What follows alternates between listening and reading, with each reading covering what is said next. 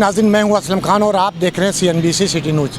اس وقت میں موجود ہوں پاور ہاؤس چورنگی پہ، جہاں آپ دیکھ سکتے ہیں الخدمت میڈیکل سینٹر بھی ان کا یہاں پہ بنا ہوا، اور یہاں کا ان کا یہ مرکز بھی ہے جماعت اسلامی کے، جس میں آج دیکھ سکتے ہیں کہ سراج الحق صاحب یہاں پہ جو اس کے امیر ہیں جماعت اسلامی کے، وہ یہاں پہ تشریف لائے۔ کوشش کروں گا کہ آپ سراج الحق صاحب سے بھی آپ کی گفتگو کرا سکوں۔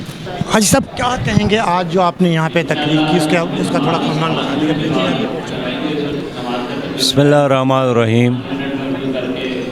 پوری قوم اس وقت مشکل سے دو چار ہے، مایوس ہے، نوجوان بے روزگار ہے، ملک میں امن نہیں ہے، کھانے کو مزدور اور کسان اور دہقان نان شبینہ کے محتاج ہو گیا ہے، گیس کے ذخائر ختم ہو گئے ہیں، قوم مقروض بن گئی ہے۔ اس کا علاج کیا ہے؟ اس کا ایک علاج ہے کہ اس ملک میں اسلامی نظریے کی حکمرانی قائم ہو جائے، اس ملک میں شریعت کا نظام قائم ہو جائے۔ ہم قوم کو یہی سمجھانے کی کوشش کرتے ہیں کہ آپ لوگوں نے جرنیلوں کو دیکھا، آپ لوگوں نے ان کے سایہ تلے پرورش پانے والے سیاسی لیڈروں کو دیکھا۔ اب ایک چانس اس ملک میں اسلامی نظام کو ملنا چاہیے اور جماعت اسلامی کو ملنا چاہیے۔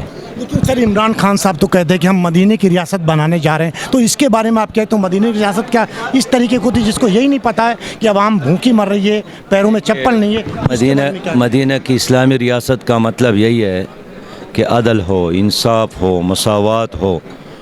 اگر عام آدمی کے پیٹ پر ایک پتھر ہو تو قائد اور رہبر اور مرشد اور سید کے پیٹ پر دو پتھر باندھے ہوئے نظر آئیں۔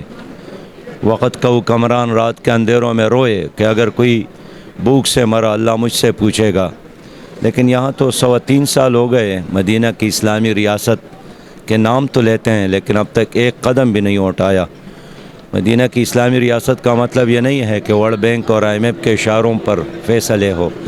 اب تو انہوں نے سب کچھ ان کے حوالے کیا ہے، خود ان کے گورنر نے اعتراف کیا ہے کہ سب کچھ اس حکومت نے IMF کو لکھوا دیا ہے۔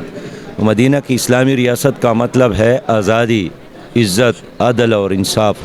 جی ناظرین، یہ تھے جماعت اسلامی کے امیر سراج الحق صاحب، جن کی آپ نے گفتگو سنی اور کہا کہ یہ انصاف اس طریقے جو کہ عوام دیکھا آپ نے بھوکے مر رہی ہے، اور عمران خان صاحب تقریر میں کہتے کہ ہم مدینے کی ریاست بنائیں گے، کیونکہ مدینے کی ریاست کا مقصد یہ تھا کہ اگر کوئی بھی ایک شخص بھی اگر بھوکا سوتا ہے، ذمہ دار اس کا عوامی حکومت یعنی وزیر اعظم جو اس کے ملک کے سربراہ ہیں وہ ہیں، تو یہ کیسی مدینے کی ریاست ہے؟ اپنے پاس کیے تھے تو اس وقت گورنر بھی MQM کا تھا، حکومت بھی MQM کی تھی، اور MQM اس کے بعد بھی 1 سال تک حکومت میں شامل رہی تھی۔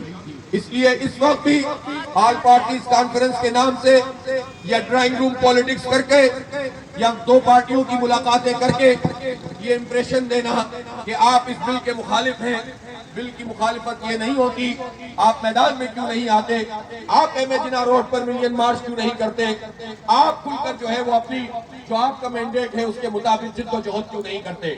اس لیے کراچی کے عوام بجا طور سے نہ صرف یہ کہ پیپلز پارٹی کی فسطائیت کے خلاف، آبریت کے خلاف جد و جہد کر رہے ہیں، بلکہ اس کو سپورٹ کرنے والے۔ اس ویڈیو کو لائک کریں، ہمارے چینل کو سبسکرائب کر بیل آئیکن ضرور پریس کریں ہماری نیو ویڈیو سب سے پہلے دیکھنے کے لیے۔